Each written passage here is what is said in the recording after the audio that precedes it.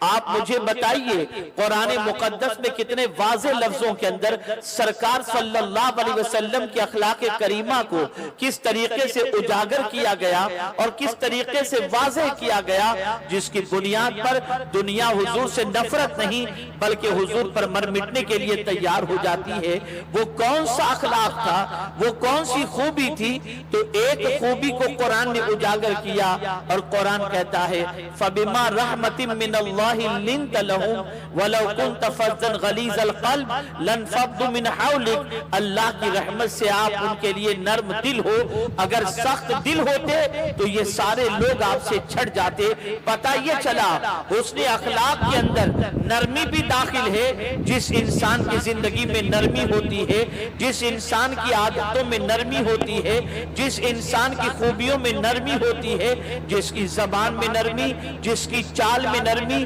جس کے کردار میں نرمی، اس انسان کی پوزیشن یہ ہوتی ہے کہ اس انسان سے دنیا محبت کرتی ہے، اس کی الفت کا چراغ لوگوں کے سینے میں جل جایا کرتا ہے۔ اور اگر کسی کے اندر سختی آ گئی، ترش روئی آ گئی، تو رسول اعظم صلی اللہ علیہ وسلم فرماتے ہیں جس کا مفہوم ہے کہ اللہ کے رسول صلی اللہ علیہ وسلم نے ارشاد فرمایا کہ نرمی سوائے خیر کے کچھ نہیں لاتی اور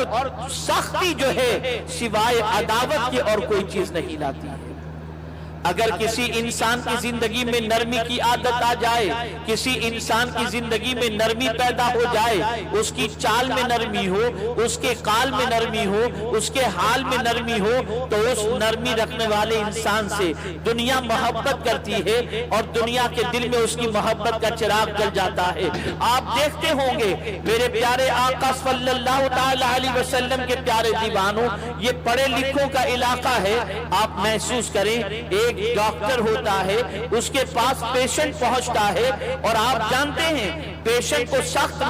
سخت خطرناک مرض لاحق ہے، لیکن اس کے باوجود پیشنٹ جیسے ہی ڈاکٹر کے پاس پہنچتا ہے تو ڈاکٹر چیک کرنے کے بعد پہلا جملہ استعمال کرتا ہے آپ کو گھبرانے کی کوئی ضرورت نہیں، آپ بہت جلدی اچھے ہو جائیں گے۔ اور یہ کہنے کے بعد اس کے ساتھ بہت نرمی کے ساتھ پیش آتا ہے اور اسے ساری باتیں سمجھاتا ہے، میٹھے انداز میں گفتگو کرتا ہے۔ جب ایک پیشنٹ اس کے پاس سے اٹھ کر کے جاتا ہے تو یہی تو کہتا ہے ڈاکٹر صاحب کی دوائی تو بھی میں نے استعمال نہیں کی، لیکن باتیں اتنی پیاری کر رہے تھے کہ آدھی بیماری تو میری